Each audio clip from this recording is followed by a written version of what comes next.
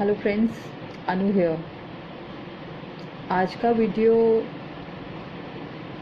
मेरी mom Mrs Manju Mehta, ये मैं उनको ही डेडिकेट कर रही हूँ क्योंकि जिस तरह से वो जूझती हुई इस कोविड की लड़ाई में गई हैं, जो मेरी आंखों के सामने था, और मैंने, मेरे ब्रदर ने और मेरी और फैमिली मेम्बर्स ने जिस तरीके से इस मुश्किल दौर का सामना किया है, मैं आपके साथ कुछ अपने एक्सपीरियंसेस शेयर करना चाहती हूँ ताकि जो गलतियाँ हम लोगों से हुई हैं वो गलतियाँ किसी से भी ना हो, आप लोगों से भी ना हो। कोविड में आपको पैनिक नहीं करना चाहती हूँ, मैं आपको किसी तरीके से ये नहीं बनाना चाहती हूँ कि मैं आपको डराने के लिए ये वीडियो बना रही हूँ। आप इसको सिर्फ एक छोटा सा अवेयरनेस के वीडियो के जैसे ही देखिए। हम लोग जो कोविड को सोच रहे हैं, कोविड का रूप शायद उससे ज़्यादा भयानक है। आई एम सॉरी, मैं यही वर्ड यूज़ कर रही हूँ। आप इसे हल्के में मत लीजिए क्योंकि ये हल्के में लेने वाली बीमारी नहीं है। हाँ, ये सच है कि 85% 90% लोग इससे आराम से ठीक भी हो रहे हैं, लेकिन कई बार हमारी इग्नोरेंस वो हमारे को इस हद तक लाती है कि हमें लगता है सब कुछ ठीक है, बाकी सब लोग इस तरीके से हैं तो हमारे परिवार के लोग भी इसी तरीके से ठीक हो जाएंगे। यही हम सबसे बड़ी गलती कर जाते हैं। RT-PCR की रिपोर्ट्स के लिए हम लोग 3-3 4-4 दिन तक वेट करते रहते हैं। कई बार नेगेटिव आती है तो हम कहते हैं नहीं, हमें कोई ऐसी प्रॉब्लम नहीं है, हमें कोविड नहीं है। बट एक्चुअली में ऐसा होता नहीं है, क्योंकि 3 दिन या 5 दिन के पास होने के बाद ही वो असली अपने रूप में आता है। अगर आपका टेम्परेचर 99-100 भी है और वो 5 दिन तक बिल्कुल भी नहीं टूटता है तो don't take it lightly please. और अगर वो बढ़ता है then it is a warning sign. Oximeter आपके बेस्ट फ्रेंड जैसे आपका साथ देगा। ऑक्सीमीटर के लिए मैं आपसे सिर्फ एक ही बात बोलूँगी कि अगर आपका ऑक्सीजन लेवल 93 से 99 के बीच में फ्लक्चुएट करता है, इवन देन कोई प्रॉब्लम नहीं है। लेकिन अगर वो 93 से नीचे आके 90, 91, 92 के बीच में ही एक आध दिन तक भी रहता है, 2 दिन तक भी रहता है, then it's a alarm for you. ये हमारे लिए वक्त है, क्योंकि जो हम इस तरीके से इस टाइम जूझ रहे हैं कि ना हॉस्पिटल्स हैं, ना बेड्स हैं, ना ऑक्सीजन्स हैं, तो this is a very very tough situation for everybody.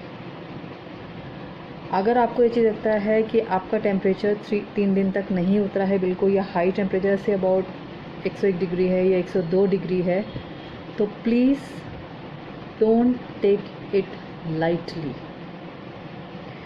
RT-PCR की रिपोर्ट से पहले ही अगर आप अपने परिवार के लोगों किसी पैथ लैब में ले जाके CT स्कैन करवाते हैं तो आपको बहुत हद तक उस चीज़ के बारे में पता लग जाएगा कि आपके लंग्स में कोविड ने कहाँ हमला किया और कितना पैच है और किस तरीके से हम इसको निकाल सकते हैं।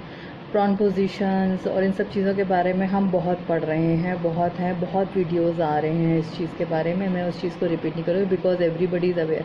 मैं आपसे सिर्फ वही बातें कर रही हूँ जो हमने 3-3 4-4 5-5 डॉक्टर्स से जब हम कंसल्ट करते हैं। लेकिन मॉम के केस में ये हुआ कि हम ऑलरेडी बहुत लेट हो गए थे, तो प्लीज़ RT-PCR की रिपोर्ट से पहले ही 3रे दिन के अंदर ही आप अपना CT स्कैन कराइए। CT स्कैन के अंदर जो भी रिपोर्ट आती है, हाँ, लेकिन मॉनिटर ज़रूर करते रहिएगा अपना ऑक्सीजन लेवल।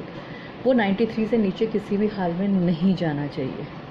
अगर आप लोग ये चीज़ सोचते हैं कि 91 से नीचे, 90 से नीचे चला गया और अभी हम सिलेंडर्स लेकर आ जाएंगे ऑक्सीजन, जो कि अभी फ़िलहाल तो बहुत किल्लत है, लेकिन चलिए इन एनी केस अगर आप लाएंगे भी तो भी मैं आपको ये बात बोलूँगी कि हम लोगों ये सोचते हैं कि हम अपने बंदे का बैलेंस कर लेंगे, उस चीज़ के लिए उसको ऑक्सीजन देंगे and everything will be fine. मैं आपसे हाथ जोड़ कर रिक्वेस्ट करूँ, मैं आपको डरा नहीं रही हूँ, मैं सिर्फ एक अवेयरनेस के लिए, क्योंकि जो हम भुगत चुके हैं।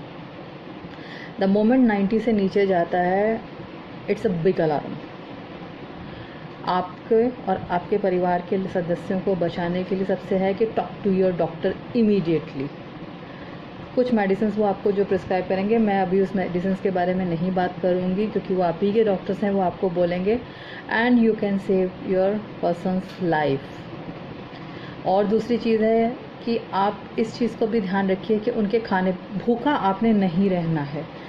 जनरली क्या हो रहा है कि हम जब एंटीबायोटिक्स खा रहे हैं इस वजह तो हमारे मुंह का टेस्ट भी बिगड़ता है, जिससे जो पेशेंट है वो खाना खाने पे कई बार आनाकानी करता है, जो कि मैंने मम्मा के केस में भी देखा।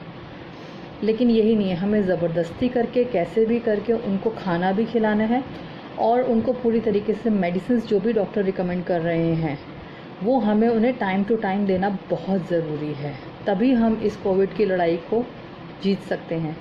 ये याद रखिए कि कोविड हमें नहीं नुकसान पहुंचा रहा, हमें नुकसान पहुंचा रहा है हमारी इग्नोरेंस।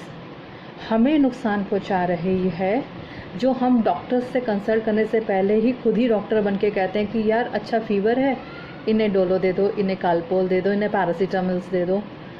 नीचे आता है, हम कहते चलो जी फीवर नीचे आ गया, लेकिन हमें नहीं पता कि वो हमारे लंग्स के ऊपर कहाँ इफ़ेक्ट कर रहा है और कहाँ तक इम्पैक्ट कर रहा है।